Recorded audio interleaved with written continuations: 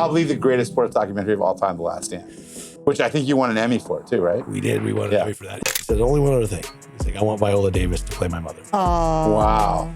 Okay, but then now you got to go get Viola Davis. I mean, all of them. Matt Damon, Ben, Chris Tucker, and Bateman. Yeah. You're watching, you're like, and it's just like the hair on you. Yeah. You're just like, that's incredible. It's incredible. And then they do it again. Yeah. What was the role that you had at the Wall Street Journal, and how long were you there? The article that that it was most memorable and most proud of is I did a front page, sort of middle column in the journals, sort of these famous human interest stories on Crazy Roberts.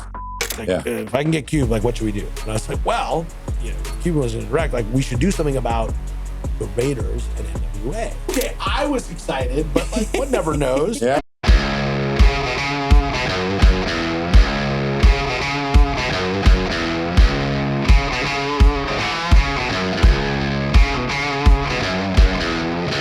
Hello. It is another episode of 90who10. I am your host, Jessica Entner, sitting here with my other host, Dan Eisenstein. And today we have one of my favorite Beverly Hills alumni from the class of 94, Yale graduate, former journalist of the Wall Street Journal, producer, director, president of Skydance Sports, and the force behind The Last Dance with Michael Jordan, Jon Weinbach. That may have been my best yet. Not only is that so great, but I was already, listen, anybody who grew up in the 90s is a huge Michael Jordan fan. And The Last Dance is, and we'll get there. I don't want to jump right in with that. The Last Dance is probably one of the greatest sports documentaries ever made, if not the greatest. Yeah. But Yale graduate, I had no idea. No, he's annoying. Oh, my God. So really quickly, because I know you guys are going to just you've already been going, so I know I just want to get this one thing in. Yeah. John was in my class. Yeah. And you were good friends with his brother Mark as well. Yeah. But John, I was, I hadn't been in the Beverly system for very long. So freshman year, there was a bunch of people I'd never met. Mm-hmm. And this guy just had this smile and friendliness and exuberance and the giggle. And he was just that guy that you're like, I like him. Yeah. I remember I'd see you, he was just like, you give him a hug. And we didn't hang out a ton. We had similar friends, but he was someone that if I saw him somewhere, I would sit next to him and talk because I liked him. He was a good person. We're both sweet people.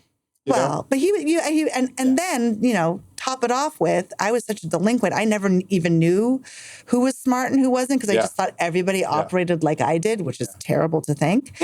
But he's one of the smartest guys in our high school, for real. Yeah. Maybe one or two other guys that were science and robotic guys might have been, but he had it down. All right, now I need to hire Jessica Entner as my PR. She's great. Yeah. She's awesome. She's awesome. Clearly, he's done well for himself as well. Yeah. Safe. And he's one of us. He's a Beverly kid. He's a Beverly kid.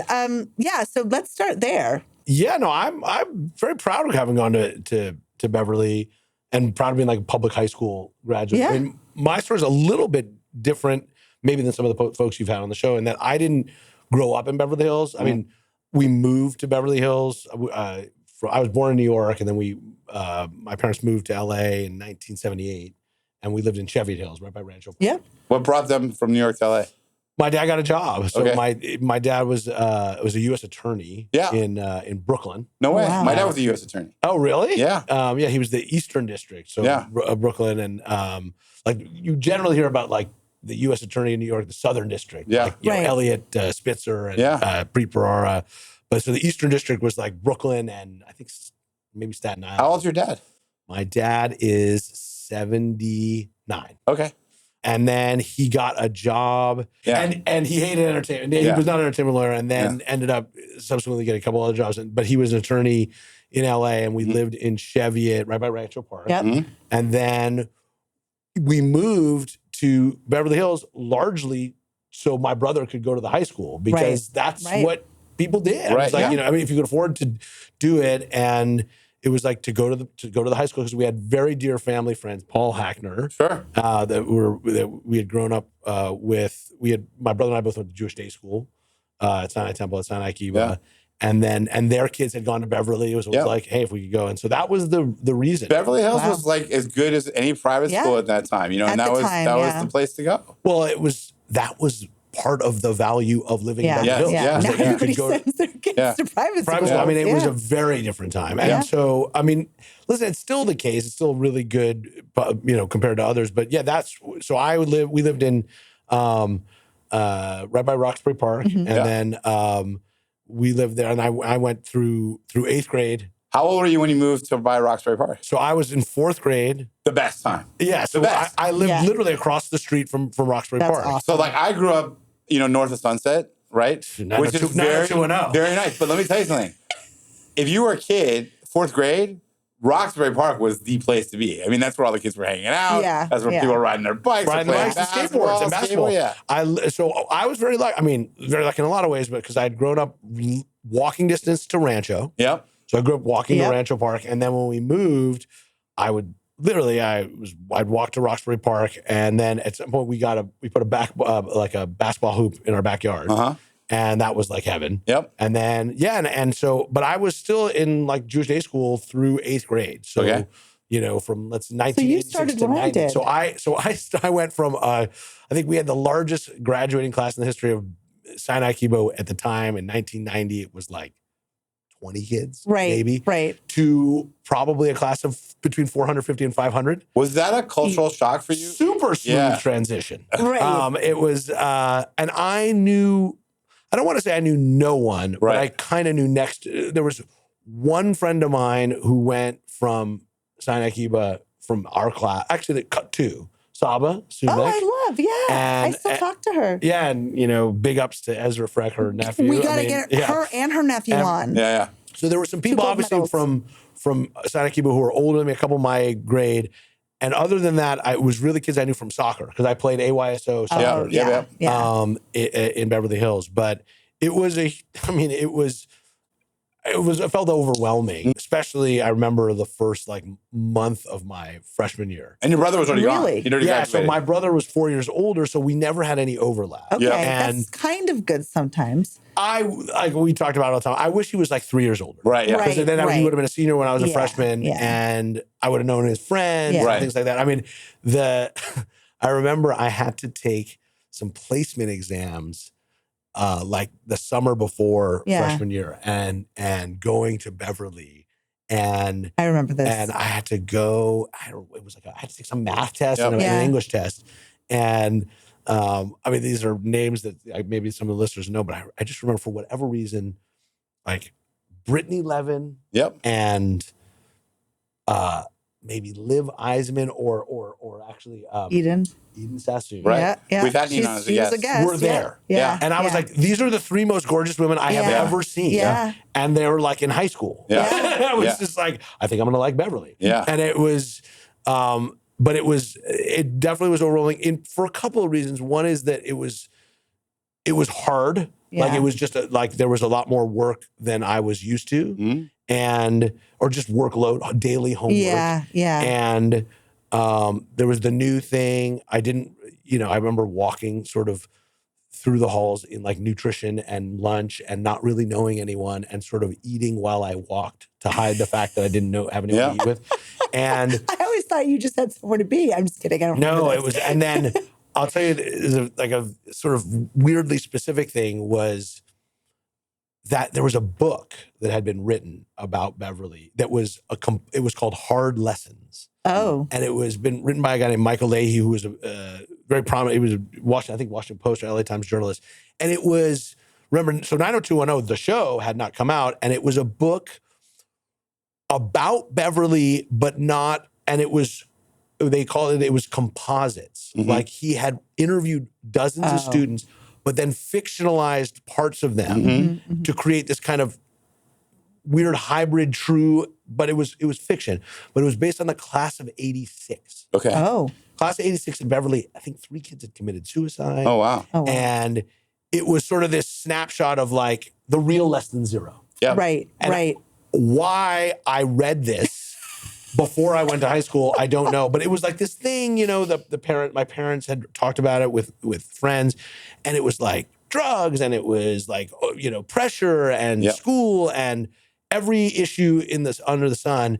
And I just remember being oh my God, I'm like a freshman. Like if it's like this bad now, what's it going to be like junior year? And it was just, I just remember having these anxieties and crying like the first month of really? Yeah, being very, well, there's also a very specific reason, feeling overwhelmed. Yeah. I may have told you the story, but I remember it's like yesterday, freshman year, going into, I had tested into honors English. Mm-hmm.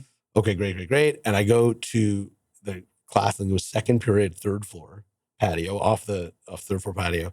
And teacher says, okay, like, welcome. You've all done your summer reading. The test is Thursday. And it was like out of a movie. I'm in the last row on the corner, and I raised my hand and I said, what summer reading? And it was like in slow motion, it was like everybody turning around and just like, who are you? Yeah. And like, you asshole, what do you mean? Because you have to have read 4 books. Right, yeah. I don't remember this. It was an honors English thing. I may have been. Don't underestimate. No, I was a weirdo kidding. like that. No. I fail one class and get an A in another. But it was like, it was like everybody's eyes on me. And she was just like, we'll talk after class. Yeah. And so I had to read 4 books like in 2 weeks. And I had this test. And it was just like, oh my God. And feeling very overwhelmed every Sunday night. Like, oh my God. And so that was my As I hear you tell this story, and I know we've talked about that you did pretty well going to college, right? Yeah. I mean, I feel like you're a guy that rises to the pressure. Like you get the pressure, you feel it, but you rise to it. It's like a sink or swim thing kind of thing, and a lot of people do sink. Yeah. They throw up their hands and it's like what. Flight or flee or flight. Fight or flight. Fight or flight. I mean, you're 2 things saved me. Yeah. Honestly, 2 things saved me was the fear of failure. I mean, just I had a great experience like going to Jewish day school. It was not the same workload, right? And there was fear, but also sports. Yeah, and like you played sports. Yeah, so I played soccer and I played baseball. Right, and in the fall of freshman year, well, first of all, especially my freshman year, your junior year, we had an incredible soccer team. We had a great soccer team. Varsity? Mm-hmm. Yeah. Were you on varsity? Eventually, yes. Dave Staroff, Matt Hummiston, Mark Jaffe, Steve Killman. Like really good players. We went to the CIF finals. The funny part was it was the first year we had a Frosh Soft team. Our 8th grade Frosh Soft. Our 8th grade AYSO All-Star team, I'll tell you. Yeah. We were a pretty good bunch. Yeah. Wow. So we won a bunch of tournaments, and they had launched this Frosh Soft team. Yeah. Like we were going to be the team that was going to win a CIF championship. Right. And we were so good that we needed our own team. And as it turns out, they had a really good team. And my freshman year, and where I'm going with this is that first month and a half, we had soccer conditioning at Roxbury Park every day, super hot, lots of running and training, and it got me out of my head, and I got to meet older kids. And like Matt was he was super nice to me, and Steve Killman was super nice, Mark Jaffe, and these guys were. By the way, Dave Staroff and I coached girls AYSO soccer together, and that was an experience. I'm sure. Did you know Dave Staroff? I don't think so. He was a star. He was great. He was a great athlete. And so that and we had a pretty good football team. It was David Staroff, the quarterback, and I'm as you might expect. I guess I'm a sports fanatic, and like I just a little cared enough. To go as like a freshman solo to like the football games and because I had grown up, hearing the band on Friday afternoon and like I'd never experienced high school football. And so that was a huge thing for me of just like gaining some sense of like, okay, how am I going to make sense of this? So you felt the pressure to perform academically so that you could play sports? Yeah, or just my own, I had seen my brother go through like the college admissions process, and he went to Brandeis, and I remember he was like, applying to schools. And that was also in my head of like, again, oh my God, if the workload's like this, freshman year, I remember my brother like stressing out and his friends stressing out junior year and SATs. I was like, oh my God, it's going to feel also overwhelming. Yeah. And, all the normal stuff. And so that was a big transition. But, what I hear, and again, I'm going back to it, is a lot of people do feel that pressure, but they just throw it out the window and they're like, fuck it, I'm not going to go to college, or I'm not going to do this, or I'm not going to do that. I don't think it's a purposeful thing, though. But what I hear from Jon is, I'm going to rise to the occasion. Well, he was motivated and probably, I'm guessing, as we're talking about him while he's sitting right here, I'm assuming that one, your brother did well, so there was probably an expectation. Your family probably took an interest in your schooling. Yeah. Yes. Mine did not. Yeah, mine didn't By either. the grace of God, I actually learned things, but I mean, my grades were all over the place. I was geeky enough, or I guess, look, there's no question about the expectation. My parents met at NYU. My dad had gone Fulbright scholar at Oxford. He'd gone to Harvard Law School. Like, it was my aunt is a very like prominent, very eminent doctor. Columbia. Your dad went to Harvard Law? Yeah. Mine too. Yeah. Well, so I mean, like there was certainly a bar. Yeah. And my parents were not, especially I think about like how our parenting style, or just what I see in other parents, it wasn't like they were checking homework or asking about it, but there was an expectation that like it was going to be done. Right. Yeah. Right. And we would do well. And that was also like back then, your parents, like if you didn't do something, they would handle things much differently than like, there was no coddling. Yeah. There was definitely. I was a good, both my brother and I were good students growing up. And like, so yes, there was no question there was an expectation. Yeah. But there wasn't like pressure from my parents. It was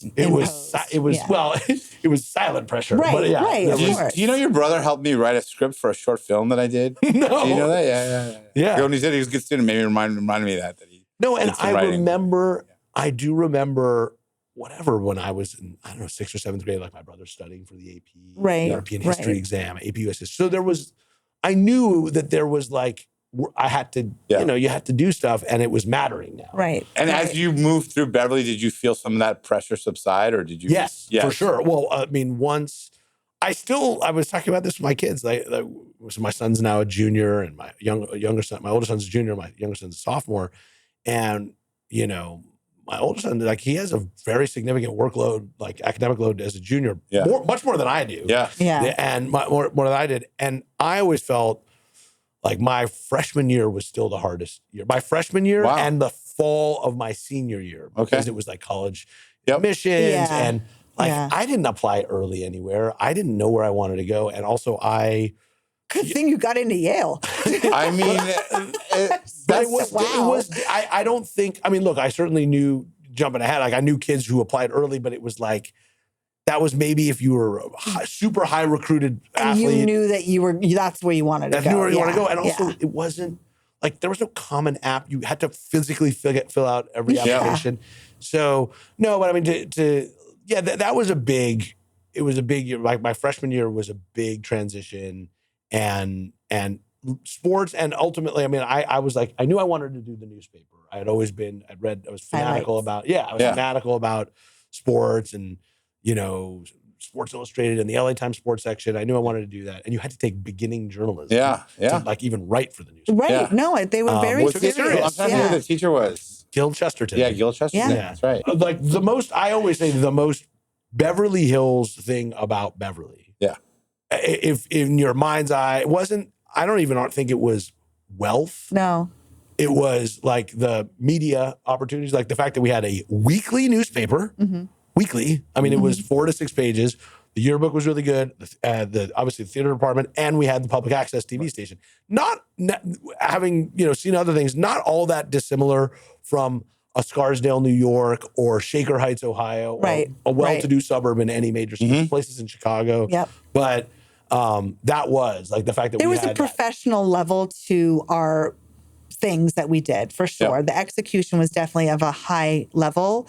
Because freshman year, I think everyone can say this, because I started in 8th grade, and that I don't count. And then freshman year was like new people.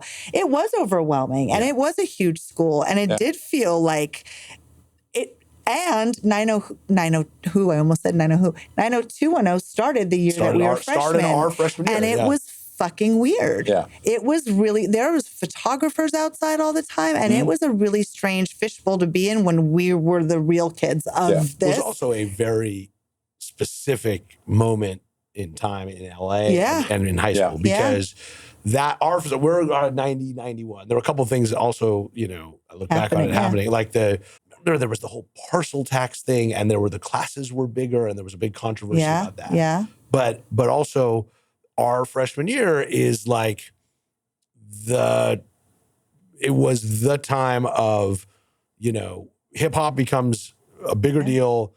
White kids trying to look like rappers, the whole like wannabe gangster, the wealthy wannabe gangster. We talked about this at lunch. Yeah. I still can't wrap my head. That was a mind fuck for me. They're still like that. Oh, well, now it's all come back. Yeah. Well, I mean, like, they're 50-year-olds still like that. I'm like, no, guys, pull your pants up.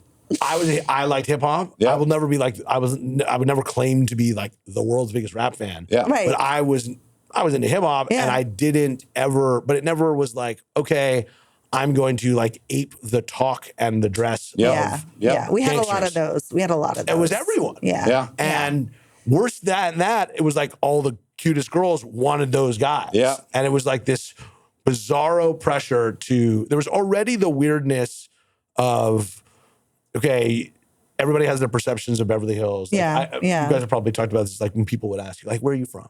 West LA. Yeah, we talked totally. That was one of our first one of the episodes. first episodes we talked about. We talked about that. Yeah, and what I would call downplaying it. Well, like the arched eyebrow. Oh, Beverly.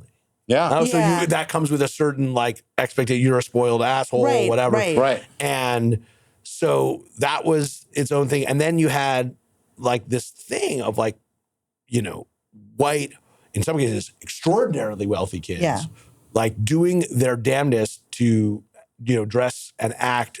It's like dude, you're tagging, right? Like really, yeah. And so that was like a weird one for me, because I was like, okay, I'm on the same teams as these kids, and like I like them, but I'm like that's not my scene. Yeah. And so a lot of my freshman year was I would still like on Friday or Saturday nights I would still go with my friends from like Jewish day school who I was still friends with. Some went to most of them went to like Jewish high school, like Eula, or just other friends, and we would walk from my house that I lived by by Roxbury Park, or get dropped off at Century City Mall. Walk home. And like no one thought anything of it. And so I can name you every movie I saw freshman, because I saw one, like that's what I did a lot. We all did. I remember hanging out by the vents. Did you ever? That was where all the bad kids hung out. I can relate to it. But the old ABC Entertainment Tower, where there was like the Schubert Theater, and across was the Cineplex Odeon. Yeah. And there was the kind of like the like old school. There was an old school bar. Yeah. Oh yeah, the bottom. It was like a piano bar. Yes. Yeah. And you could walk underneath to the Century Plaza, and the Schubert Theater. Yeah. And so I saw the Doors there. I saw Boys to Boys in the Hood there. But I think you touched on a lot, and a lot that I could relate to, because first of all, I loved hip hop, and it was this weird thing of like, I grew up in Beverly Hills. I'm not a hard gangster guy, but there was this like gangster culture that had had immersed itself. So a lot of, it's interesting to hear you articulate it so well, because and then to hear how you navigated all of that. Like I felt it was frankly kind of like disrespectful on so many levels. On so many levels. And like those, it's funny, and I know exactly what you're talking about. And so do I. And I never was a fan. Never, ever, ever did not like that group. Okay, so did not like that group at all. This is applicable because I know it, but like, and then there was a sort of, pecking order of social grace. As there is in high school. Was there? Oh yes, of course. You don't know it because you were cool and you were cute. I was. Well, yes. Oh my God, Jess, come on. Yes, I was just friends with everyone though. Yes, and that's why you were cool. Oh, thank you. But there was a, that was, and again, like I was an outsider to a degree, because I didn't grow up at one of the four schools. Yeah. I didn't have a clique, and also obviously like there was, for a lot of kids, the Persian thing was a big deal. For me, it wasn't, because I had grown up around a lot of Persian kids. My first close friends were Persian kids at Beverly. Yeah. Like I had the same kind of But there is entry. a big cultural difference too. Sure. And it's gotten bigger. And it will also, and here's the thing, I was I had a maybe a different point of view on it, because I had grown up in that milieu, and I found it was like an interesting thing of like, hey, some of the Persian kids, when they got to high school, it became much more cliquey, only hanging out with Persian kids. Yes. And and I understood it, but like there were some kids who were white Jewish kids who were super anti-Persian. I didn't really dig that either. Yeah. So, you know, all of that was like, you know, a mind fuck. Yeah, sure. It was really, I feel like I agree with you. I think there was a lot of weird political stuff that we had to navigate in high school. I don't feel like our year was particularly cliquey. I feel like our year, maybe the boys were, but like it was really disjointed. And like, I mean, did you know about our high school reunion this year? No.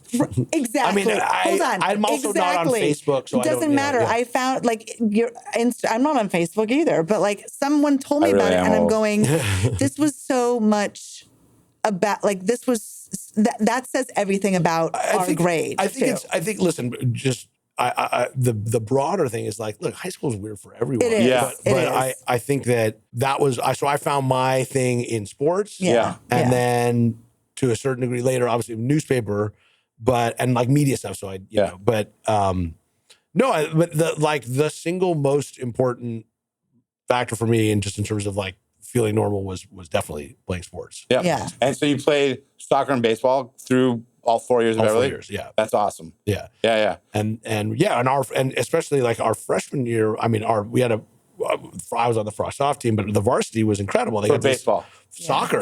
Yeah. Finals. Yeah, soccer was great. Soccer was good. Baseball, there were some Also good baseball players. very good. Yeah. Very, very good. Yeah. Okay, so we know that you're a good student. So somehow you made your way to Yale. So Yale, though. I mean, when that acceptance letter come, the parents are, very Did proud. you know that that's where you wanted to go? No.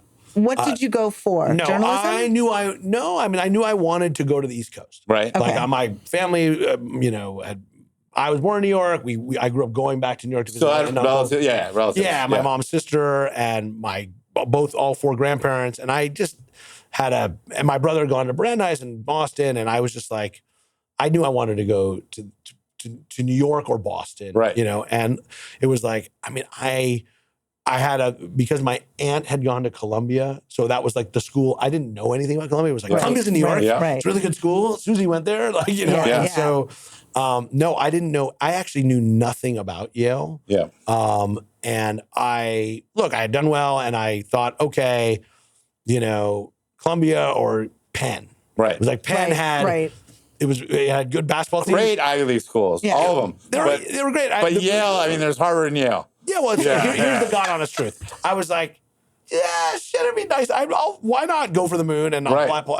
Unreal. Why not go play at Harvard? I had no expectation of getting in, but I went the fall of, if you remember, Gabe Bodner. Yes, I saw the Zootopia concert with him. Oh, really? Yeah. So Gabe was my year. He transferred in his sophomore or junior year. To Yale. No, to Beverly. Yeah. And his older brother was the goalie at Yale. Was a tremendous soccer player. And so my senior year of high school, I went to visit my dad and I. My dad, I think, had some business in Boston. And so he was like, "Oh, why don't you come? We'll visit Mark, visit my brother, and you could visit Harvard." And so I literally called the soccer coach. Yeah. And was like, I'm going to be in Cambridge. Amazing. I'd like to I play soccer and I had no. Did you play soccer at Yale? No. But I was not like a club soccer. I mean, I played a little bit of club soccer. I was not in the Olympic development program. Right. I mean, I was decent, you know. I was the captain of our team. But I was like, okay, I'll go visit, these schools. And I got a meeting with him and he's like, okay, I guess if you're welcome to try out. Yeah. But while I was there, my dad's like, why don't you go visit Yale? Yeah. And I knew nothing about, I didn't even know, honestly, I don't think I knew where it was. It's in New Haven, Connecticut. Yeah. And I went and I arranged with Zach Bodner to meet him. Yeah. Because he was the only person I knew there. Right. And there hadn't been anyone from Beverly. There were a couple kids a year who went to Harvard. Yeah. I think from your year, I want to say Adrian Ashkenazi. Yeah. And I knew them. Like, oh my God, that kid went to Harvard. But there was no one a year ahead of us. There was no one, I don't even think 2 years ahead of us. Anyway, I went to visit New Haven. It was raining. It was depressing as hell. Yeah. And I went to a soccer practice just cause, uninvited. Right. And it was it seemed like the people there were didn't want to be there. It was like a rainy Wednesday. It was brutal. Yeah. And I ended up having like a nice lunch with like, I don't know, early dinner with Zach Wadner. He's like, it's fun and da-da-da. But he's like, it's, you know, this and that and the other thing. It's a lot of work, but it's great. And I just applied. Like I didn't apply early anywhere. Right. I had no expectation of getting in. There's no Weinbach building at Yale. No. Right. Very much no. And because most people I know who go to Yale, that's how they get in these days. Yeah. No, and it was really like, okay, I'll apply. I thought, Wow. I mean, my thing was like Penn had a really good basketball team, had a very good school newspaper, the Daily Pennsylvanian, and it was like there were a lot of Jews and a lot of cute Jewish girls. Right. Yeah. That was like the I thing. have a lot of friends I went to. And so I was like, if I got in there, and so no, I had no expectation that I would get in. Yeah. And so that was like a pretty awesome surprise. Yeah. And and I had a once you get in, you got to go. Well, that's the thing. No, yeah. and did you kind of if I get in, I went. I was still kind of stuck on this. This is an incredibly snooty sounding conversation, but by the way, that's a real sports fan. Yes, The my Dominique Wilkins socks. That's right. No, I went in the spring of my senior year. We had baseball games, and the coach had a rule: if you missed a practice, you might miss a game. I was like, I'm missing practice to like go visit schools. Yeah.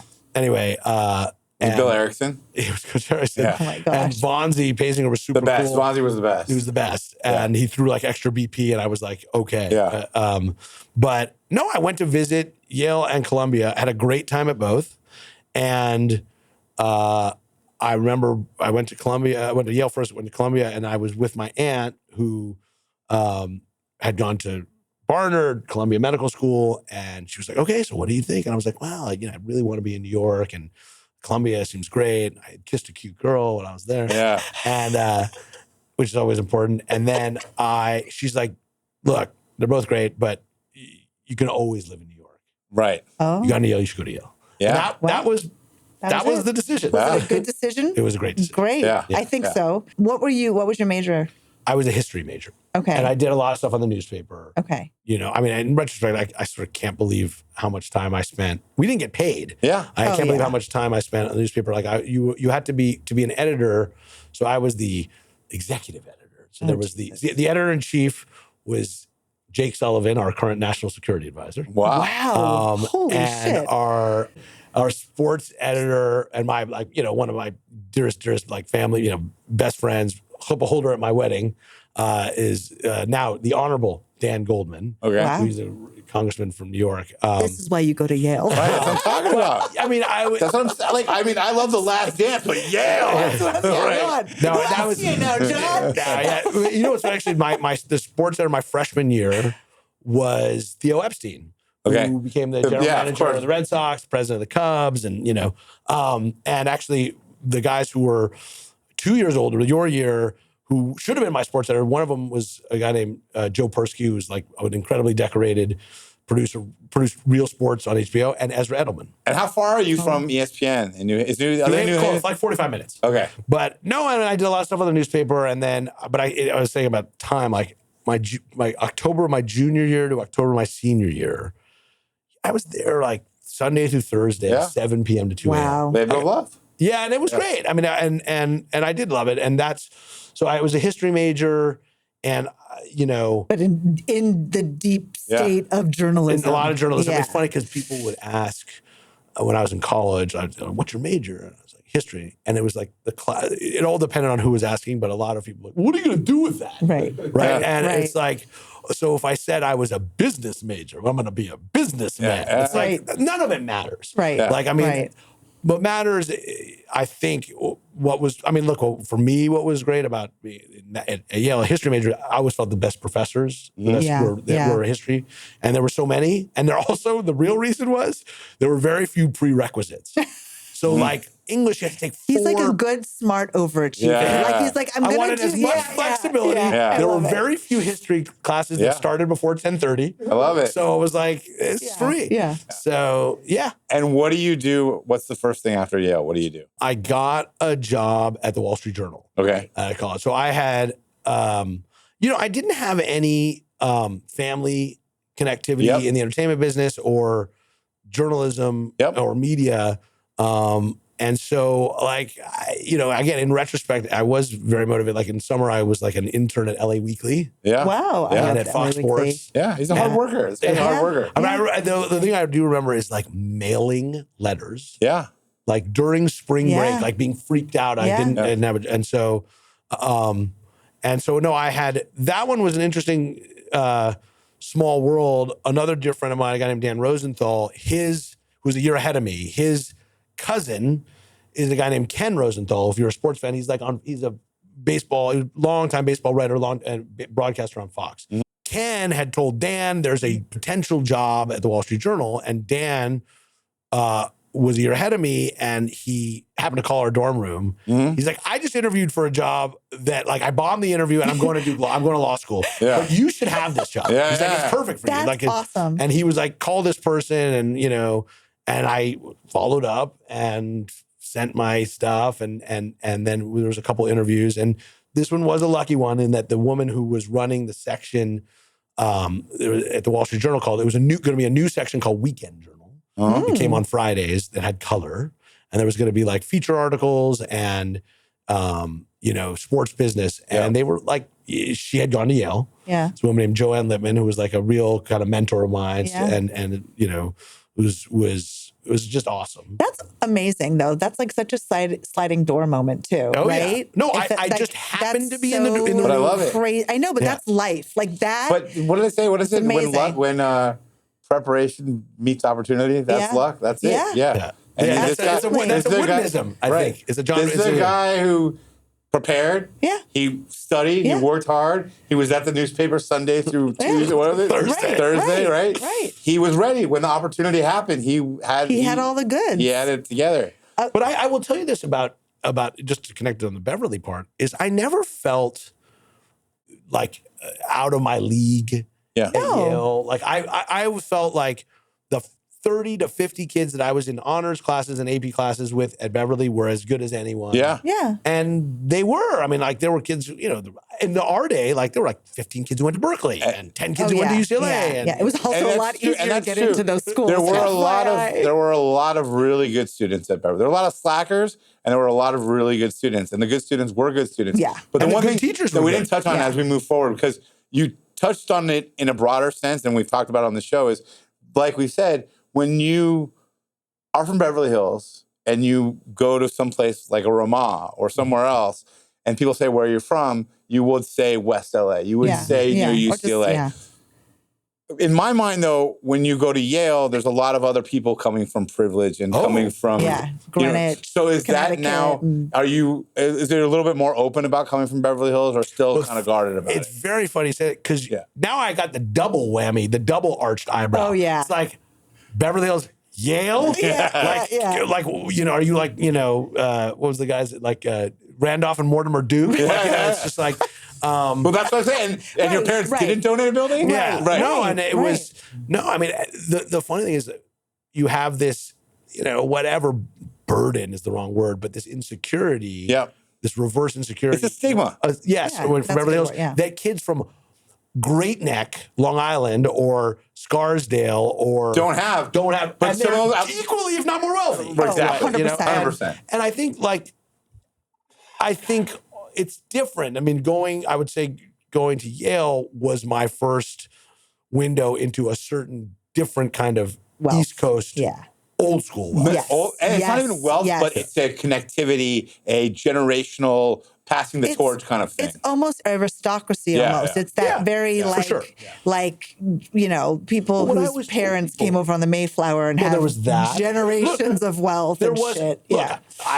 There was a certain, let's just call it a waspy, Boston Brahmin world. Yeah. I had no connectivity to. I grew up in LA and then in Beverly. Yeah. So ours was, and the way I would always describe it, people would be like, what was like at Beverly Hills High School?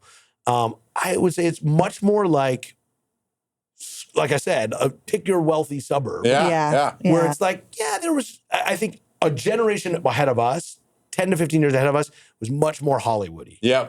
Right? Yeah. And literally like kids of Hollywood stars and agents and studio heads and all that. By our time, some of that had already gone to the private schools. Yes. Yeah. I always tell people, in your mind's eye, whatever you think of as Beverly Hills High School is more like Brentwood or Crossroads. Yeah. Right, Or yes. Westlake. Whereas ours was like, it's the guy whose grandfather makes this table Yes. wholesale in Commerce. Yeah. Totally. You You know, got like, it. You got yep. it. That's whose kids go to Beverly. Textiles. Yeah. Yeah. Or like doctors and dentists Yeah. and things Yeah. like that. And so, and lawyers and all that stuff. And there was a little bit of Hollywood, but not, Yeah. not Crazy. a ton. We had a couple handful of people. You know, there was. Yeah, but not. I mean, I'm trying to like. Maybe I'm forgetting someone obvious, like Alicia Silverstone, but she didn't graduate. Scott Kahn. Oh, right, Scotty Scott Conn, Conn. right. Yeah. No. I'm sure I'm forgetting. Yeah. But like, Angelina Jolie was a year behind me. Chris Landon. right, but maybe- they didn't go to. But she didn't graduate. Like, Yeah. Okay, Chris Scotty Landon. Conn. Okay, that's Chris right. Landon. Yeah. Michael Landon's son.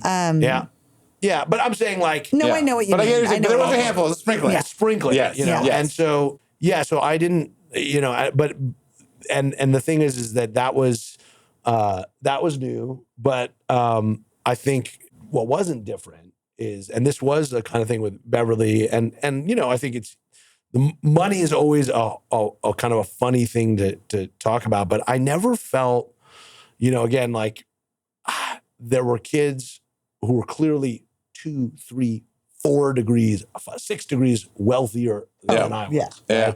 Yeah. I was absolutely fine. We had, you know, wanted for nothing, but like I think again I think it's easier for a guy than it was for a girl. I was not a big car person, so I wasn't like, there were friends of mine I remember who were like insecure about their car. Right. And I was like, dude, it's a Why? car. Yeah. Like, who cares? And again, that was a sports thing. Like, I didn't care. Yeah. And there were like guys who took me to and from practice in a crappy car or a nice car. And I think though that seeing that in high school and like kind of the way people are, especially at Beverly and especially in our era would kind of like tamp it down. Yep. Even though like the designer wannabe gangster gear that they were wearing was expensive. Gerbos and that shit. But it was like, hey, I don't want to advertise the fact that I'm from Beverly Hills. And that that was also true, you know, in college to a certain degree, like, okay, wow, that person is the son or daughter of some mega banker. Yeah. Right. And, you know, but you would never know it. Right. You know? So I never felt like, oh my God, I didn't feel prepared for college. Mm-hmm. Right. I mean, or like that I was, you know, somehow behind the private school kids. Yep. Right. No. So when you started at the Wall Street Journal, just to get back to that, because that's super interesting. So we know that you had this great journalism background, right? Yeah. And it was maybe not something that you went to broadcasting journalism as a school, but to be honest, I think history, if you look at what history really is, it's fucking journalism. It's people writing down the stories of what happened. Yeah. So you've always had a passion for obviously writing and sports. And what was the role that you had at the Wall Street Journal and how long were you there? So I was there in 2 different stints, but I initially was in New York, like I said, working for this section called Weekend Journal. I anything I could get in the paper for. So initially it was like I was a junior reporter. I did everything from, I mean, I used to, they had started this little feature like what to watch. It was literally like a preview of like what to watch on TV. Yeah. The best was like on the web. And you're like, you just graduated college, like review websites. Yeah. Yeah. And I was like sports you know websites. And literally, so I graduated college in 98. I mean, just to give you a sense of the time, like that was, I don't know what the stock market was, but I remember it was like, I remember when it crossed like 7,500, maybe 5,000, the Dow Jones. I think it's now at 40,000. Yeah. It was, you know, the internet boom, Right. 1.0 Right there. was right there. Yeah. And so I mean, it was really boom time for the newspaper, but no, I did anything I could get my paper. And then for a year or about 6 months, I did a feature called Catalog Critic where I would order one item from like, you know, Sharper Image, Brookstone, Crate and Barrel. Sky Mall. I ordered, Sisal rugs. Yeah. I ordered coffee makers. And then one year I did like Christmas by catalog. Yeah. And so literally I did this, I don't know, for maybe 6 months, and all the catalog makers would send me stuff to review. That's awesome. It was incredible. Yeah. And then, but it was this crazy, the funniest thing of all that is one year I had to write, it was Christmas, by catalog, and it was like every category: home goods, whatever, this, that, the other thing, and it was this will give you a sense of like, you know, talk about the journal. It was like jewelry. I don't know jewelry, and I remember ordering, I don't know, whatever it was from these various websites and showing it to Joanne Levin. She's like, oh no, that's way too cheap. Like, our readership will never buy it. Like, you need to order things over like $2,000. It's Wall Street Journal. And so I order this stuff, and it comes, and the security for the journal like comes to my desk, and they're like, "You ordered like $50,000 worth of merchandise."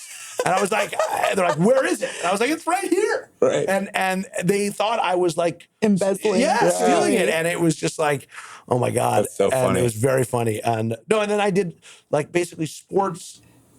I mean, a lot of like, travel. I mean, and kind of when I could. And you were 23, 24, 25? Yeah. And how do you go from becoming a journalist to becoming a documentary producer? So I had the opportunity in fall of 2000. Through a mutual friend, got connected with a guy named Jamie Patrikoff, who's now he's gone on to have, we worked a ton together, fabulous, film producer. He had somehow positioned himself as the executive producer of a new series it was about to launch on ESPN called ESPN The Life, which was basically ESPN the magazine, the show. Yeah. So the ESPN, if you remember, ESPN used to have a magazine, and in the front of the magazine section called The Life. It was basically profiles of athletes. And so I got in touch with him, and I kind of knew, like, one of the things that I gathered from when my first day at the journal is like, I knew I was still I hadn't scratched the itch on sports. Right. And I kind of was like, I don't see myself as like the pinnacle of my career becoming, the beat reporter on the investment banking beat. Right. And like, right. Okay, when like Dow Chemical buys DuPont, I'm writing that story. It's page one story. Yeah. Some people, that's what they wanted to do. And also I didn't think I wanted to be like a foreign correspondent. I wanted to sort of do stuff in sports. I wasn't sure what. Yeah. And so there was this opportunity. They were launching the show. They needed kind of a journalism brain and a sports brain of like, okay, what athletes should we profile? How do we get them? What questions do we ask? Right. So I left the journal for this show that was like on ESPN, which not everybody thought was a great idea. In New York, working for a company called Radical Media. Which I know Radical. Radical's first show. I seemed like a really cool company, and I was like employee number 2 on the show. And I think I got like a $10,000 raise from like $25,000 to $35,000. Wow, yeah, that sounds. And it was very much like a .com energy. All of us were super young. Yeah, none of us had any experience doing a show, and the alumni of that production crew is a great group of people. And it includes like a couple Oscar winners. So also like a guy named Connor Shell, who went on to run ESPN, he was like technically worked for me. Yeah. Rich Kleiman, who is Kevin Durant's business partner and manager, he did our music. We had an editor who won an Academy Award. And lots of great people. Yeah. And so we did that for a year. We did 32 shows, I think. And were you working for ESPN or Radical? Technically working for Radical, but we were doing it for ESPN. Got it. And then we finished, I think we debuted in January. We finished, I think, September 7th or 8th, 2001. Wow. And I was a little burnt out. I was like, I had worked really hard and was thinking about moving home. Yeah. And now you're on production too. By the way, that was my total, so you asked about, that was my intro to production. Yeah. I'd never done it before. Is crazy. Yeah. And that's where I got to produce my first piece. And how do you edit and all this stuff. And like for the editing geeks, we did it on Final Cut 0. Yeah. It had no embedded time code. Yeah. It did not sync with Pro Tools. It was a nightmare in post. Yeah. And put it this way, we had everyone was young. But the best is 10 minutes ago, he was talking about being a journalist, and now he's talking like a producer. He's talking like a producer. Well, I was very lucky at every stage. I had great mentors, and like there was a guy named Al Szymanski who was a great producer who like was great working with young people, and a guy named Matt Morantz who was like an award-winning producer for Real Sports came on to do our show. But I think of you as like a sponge. You're taking it all in. I did take it all in. There was 2 things also happened. I think I I was like, okay, this medium of like music and editing and visual and interview, that was like my jam. Yep. And then, so I was, we finished like September 7th, 7th. I was a little burnt out. I thought I wanted to move back home. And I was on a plane, American Airlines, 9 a.m., JFK to LAX, 9/11.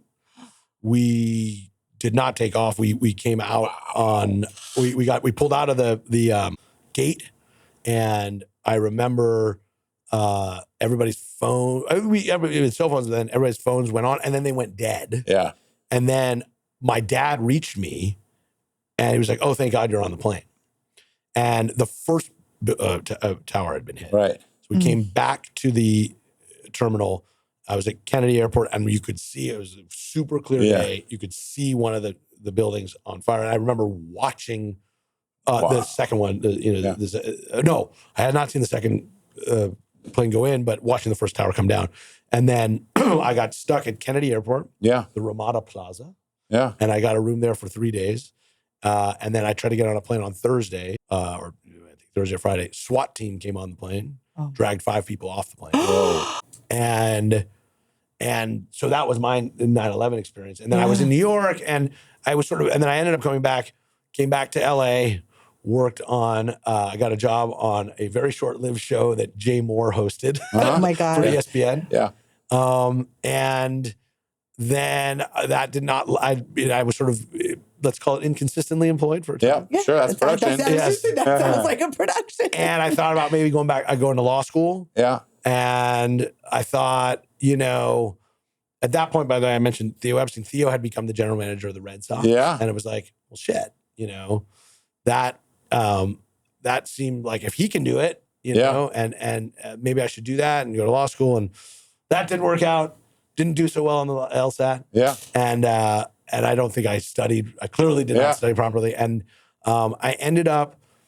I think you definitely didn't study properly, because as you're telling me this story, this is a guy that when he puts his mind to something, he's going to do well. Right. If you would have wanted to go to law school, you would have been to law school. I don't want to bore all the details. So I ended up getting so you another job. half-assed it through the LSATs. Yeah, very much so. Yeah, I get it. And then I worked on a show for VH1. And then my old bosses, it was called The Love Lounge. I remember that. It was like C to H list celebrities, like talking around a table about like love and sex. Yeah. It was actually a fantastic experience. The guy who was another great mentor was this guy, the guy who was the executive producer was George Mall, who had been the head of programming at VH1 and had essentially like overseen the Behind the Music franchise. It was awesome. And I love Behind the Music. Yeah. Oh, it was great. Great show. And we had one of the lead editors from Behind the Music who was great. And so, and it was just kind of random. I was living back home. I was living, at home. And then I was living in Hollywood, and I got a random call from my old editor at the Journal. They were looking to do like hey, could I do a freelance piece? Did I have any ideas? I did one became two became three.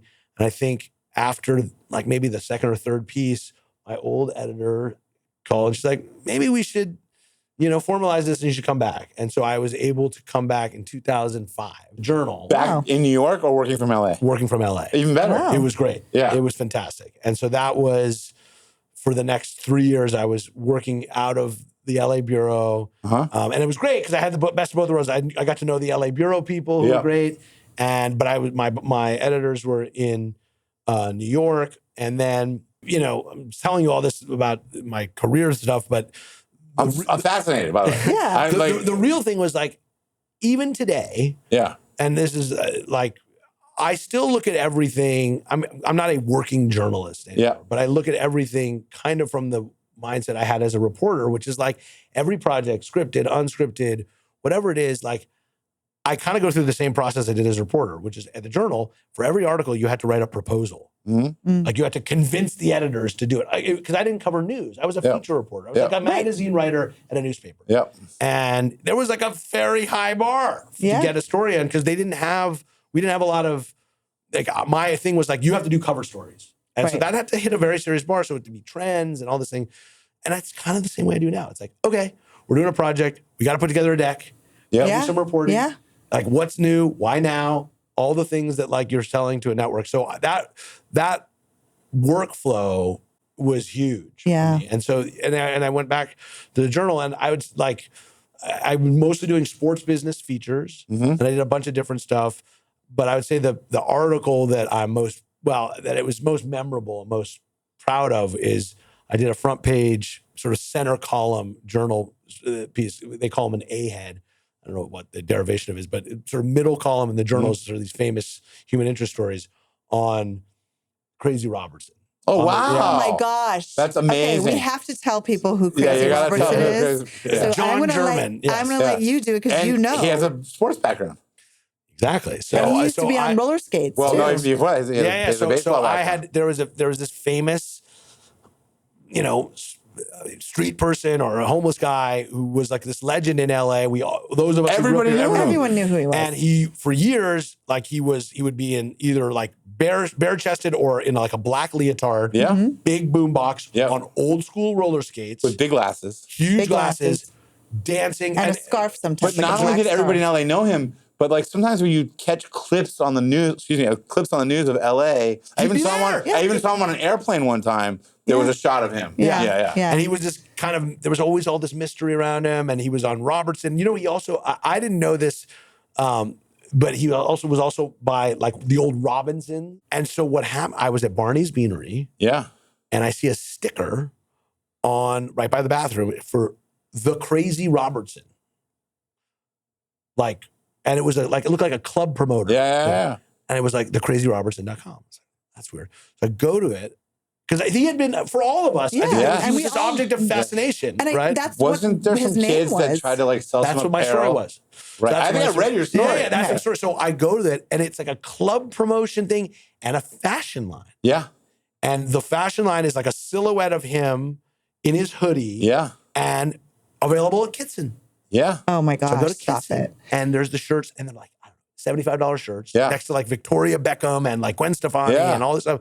And I was just like, wait, what's this about? Yeah. And so I found out, and it was 3 kids who had gone to Beverly. One of them, I think, was the son of the owner of Jones on 3rd. Okay. And so part of it was just this fascination. I was like, there's something here about like, how did they make a deal? Who is he? Did they make a deal with Doesn't him? he have a sister or something? Yeah. Yeah, so you've read the story. Yeah. So I ended up doing this whole dive into finding out who he was. And he was this guy named Jon German or Germian, Jermien or Myn. And there was always these rumors he had been wealthy. And all this stuff. Yeah. In fact, that was true. So his father had owned one of the big, I think, not Felix Chrysler, but one of the big car dealerships. Yep. Got it. He had gone, they grew up in Hancock Park, and he had been a great baseball player. Great baseball player. And he went to Pepperdine. Yeah. And so I had to do all of this digging That's unbelievable. and find out who he was. The sports thing came in handy because once somebody said, oh, he was a great baseball player and he had played at Pepperdine. Well, that's checkable. Yeah.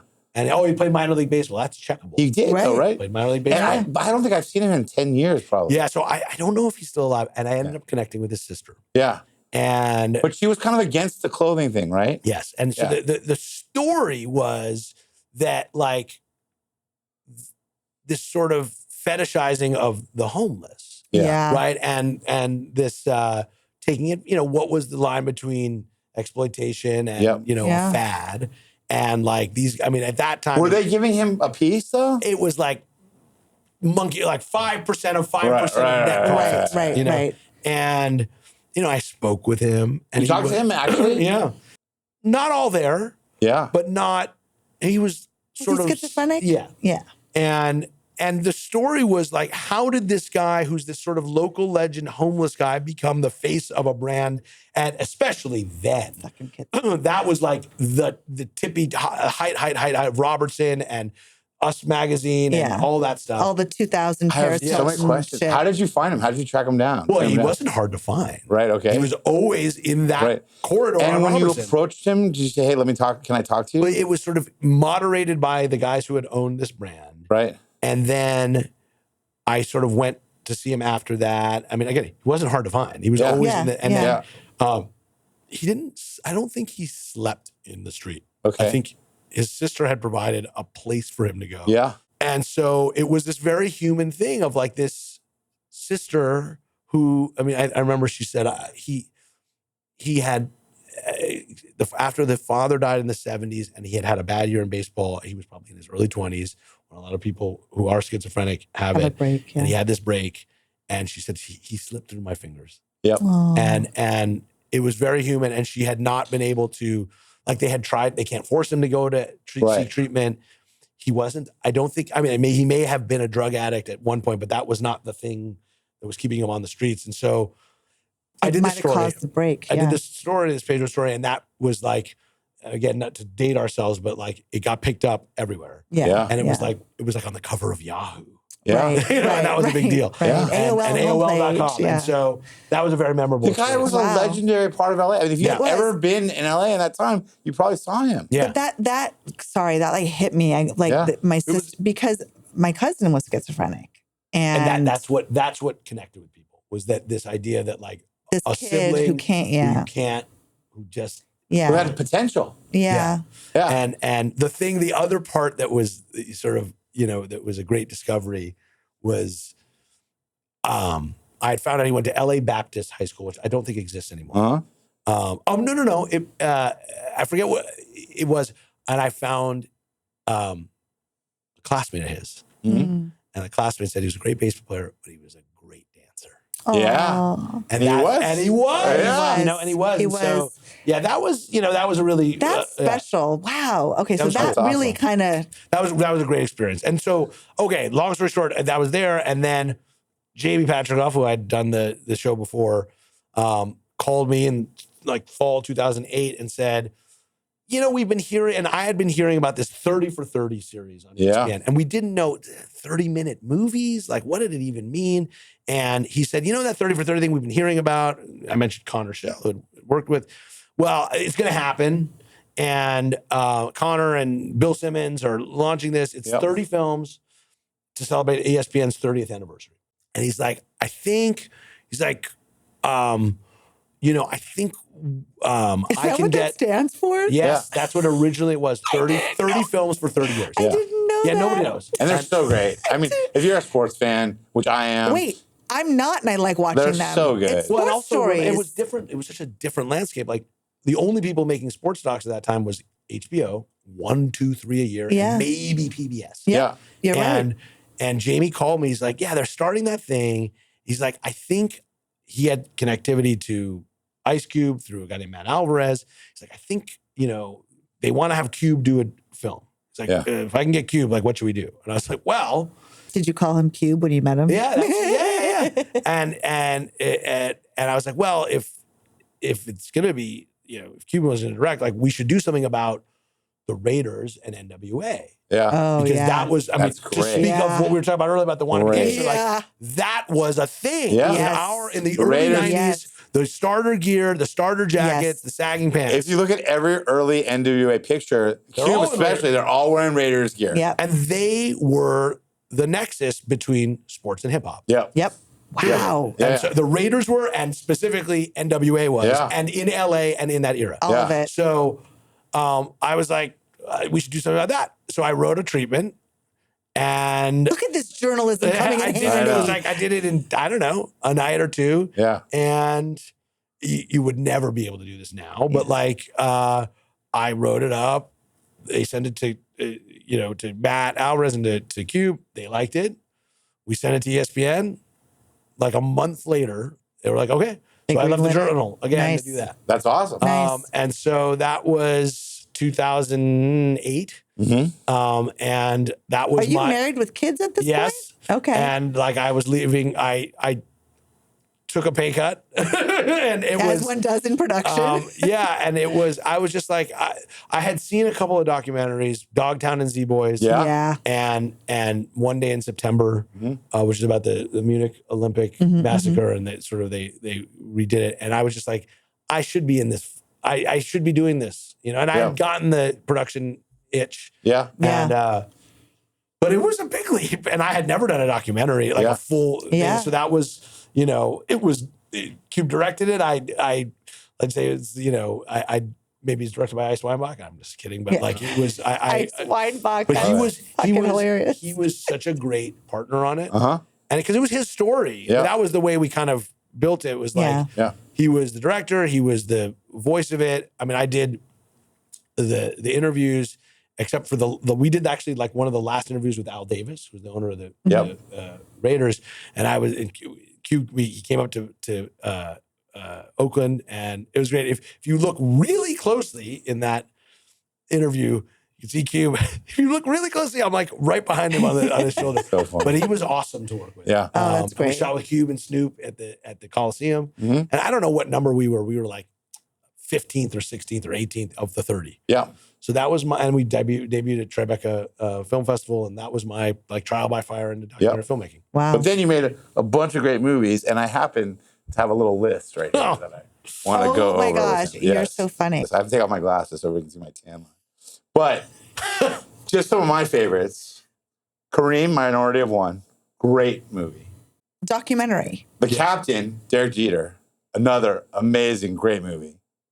The Redeem Team, Kelsey, and I mean, probably the greatest sports documentary of all time, The Last Dance, which I think you won an Emmy for too, right? We did. We won an Emmy for that. My was husband amazing. loves you. Now- He's a big And on top of that, we're going to get into some of those, but on top of that, also produced Air, which is a great, entertaining movie about Michael Jordan and how the Air Jordan deal happened. And then just on a side thing, okay, because we were talking Pauly Shore earlier, and I know Mike Bender's a great guy. He produced the Comedy Store documentary, which is really great too. Oh, wow. That was a great Okay, experience. I haven't seen that one. Yeah. Yeah, no, I mean, all memorable. I mean, the one that's not on there that was a great, that you didn't mention, that was a really incredible experience, is a film called The Other Dream Team. Uh-huh. So we did I had gone back to journalism, and then I had after done the 30 for 30, and then it's a story about, it sounds very esoteric, about the 1992 Lithuanian Olympic basketball team, Right.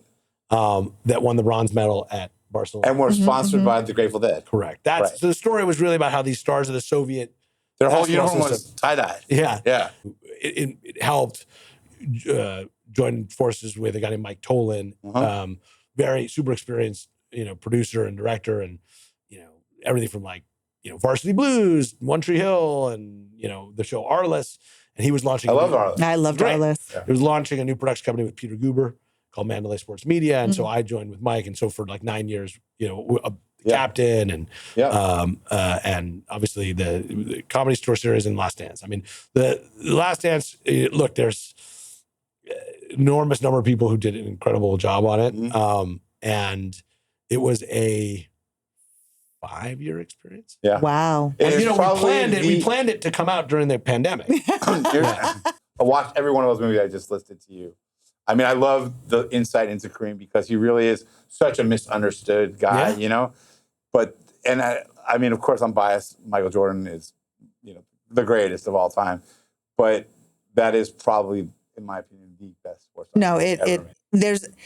it's entertaining and it's a story and it's inspired. It like hits all the right notes. I mean, the only It's movie you didn't great. make is When We Were Kings.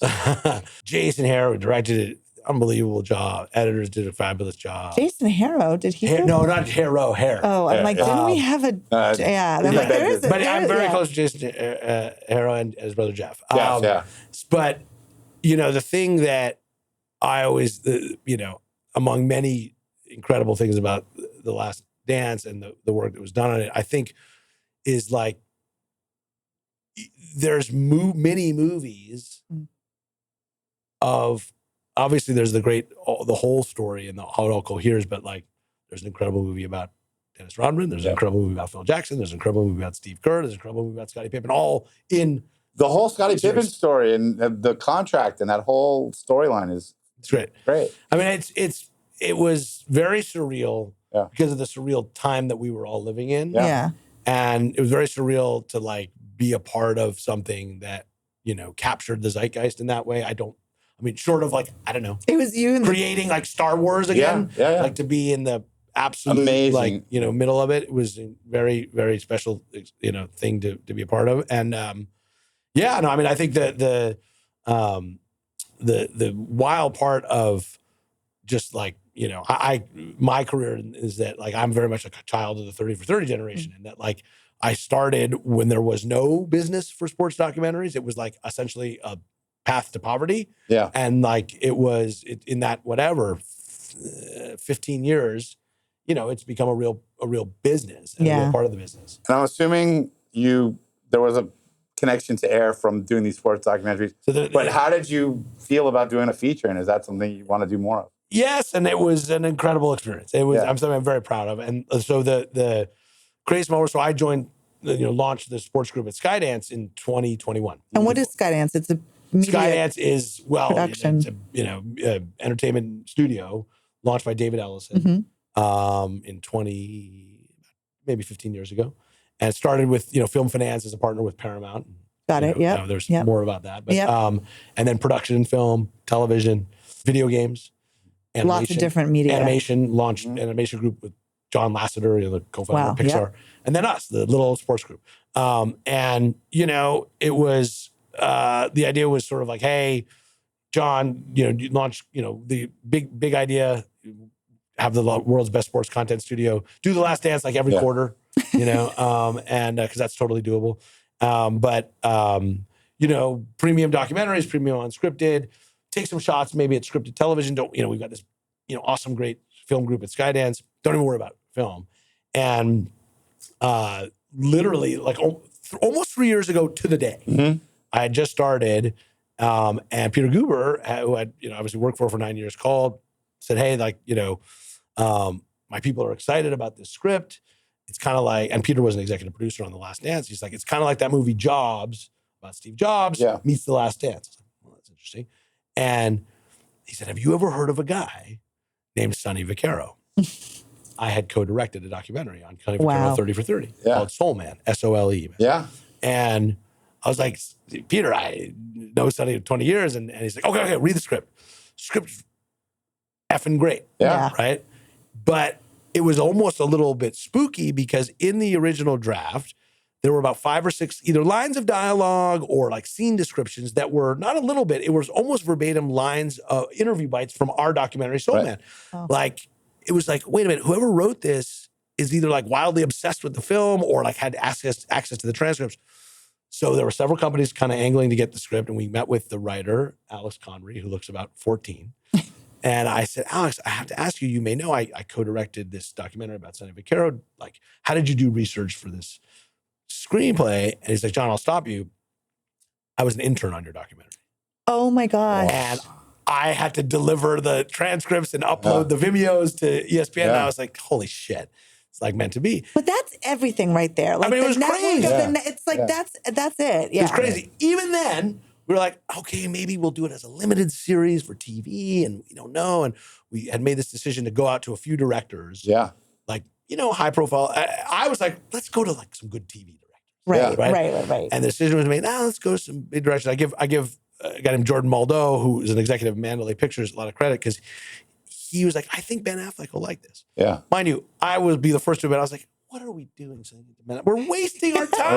Like, he's like, he had just done the movie The Way Back. He had played a basketball coach. Like, what are we doing? Ben Affleck. Yeah. And so we sent it like whatever, right before Christmas in 21. And like in January of 22, I was in Mexico, and my office called and they said, Patrick Whitesell's calling for you. And if you know Patrick Whitesell, is like Patrick Whitesell. He's like co-lead of WME Endeavor and well, okay. And so he wants to call. He wants to set a call. So it was like, okay, Ben read the script. He wants to do the movie. Matt's going to do it too, and they want to do it their next movie. Whoa! It was like, what? You're like, Happy New Year! And nothing good director is going to be in it. Yeah. And it was like, oh yeah, Ben's going to be in it, Matt's going to be in it, and they don't know yet who's going to be who, but yeah. And it was like, this never happens. So that was like, I don't know, January. Yeah. And Ben came in, and he was incredible. And originally, I don't think there's any state secret, he was going to play Sonny, and Matt was going to play Phil Knight. Okay. And Ben was going to direct. And he had, he made some, really incredible, he had some ideas for the script, which, I mean, he said them in the first meeting. He's like, I can do this. It just needs to Matt and I'll rewrite it, and it'll have the bones of this, but it'll look great. And he did every note. Yeah. I mean, he knew it the minute there and how he wanted to do it. I thought, hey, Peter and I, it was very artfully written such that you didn't need Michael Yeah. in it. Yeah. But you definitely needed Sonny Vaccaro. Yeah. And so because of my relationship with Sonny, was able to make that deal. Yeah. And earn Sonny's trust and do that. But we thought, okay, at some point, maybe Peter or I, because we worked on The Last Dance, you're going to have to go to Michael and Michael's people. We'd work with them. Ben met with Michael. and basically, you know, Michael said, okay, you know, Ben was like, what's important to you? And he's like, okay, you know, got no problem with Sonny. We'd like to have, you know, Howard White was a very important character at Nike. That you have him, George Raveling. Okay, he had a smaller role in the script. We have a bigger role. Anything else that's important? He said, only one other thing. He's like, I want Viola Davis to play my mother. Oh, wow. Okay, but then now you got to go get Viola Davis. Yeah. So, but you have to understand this was moving like this. Yeah. Right, yeah. So it was like, Ben was, I mean, which never happens. happens. I think people need to realize this type of thing does not happen. It was magical. And then like 7 years before someone gets back to you. It was like January, March. We had to deal with Amazon. Crazy. Yeah. Wanted to shoot in June. Wanted to shoot in LA, which never happened. Right. And you're like, I don't have to leave. No, and and got Viola Davis, got Jason Bateman. You're getting these emails of like the casting. You're like, oh my God. Yeah, and we have the thing. And then, but it's the movie. It's the guy. It's the, you know. Yeah. And like, okay, I was excited, but like, one never knows. Yeah. And then, I mean, like, DP is a guy named Bob Richardson, like 3-time Academy Award winner. Yeah. Editor is Billy Goldenberg, like Argo. Yeah. Like Zero Dark 30. Yeah. Like, you know, a dozen other behind that, like the best. Yeah.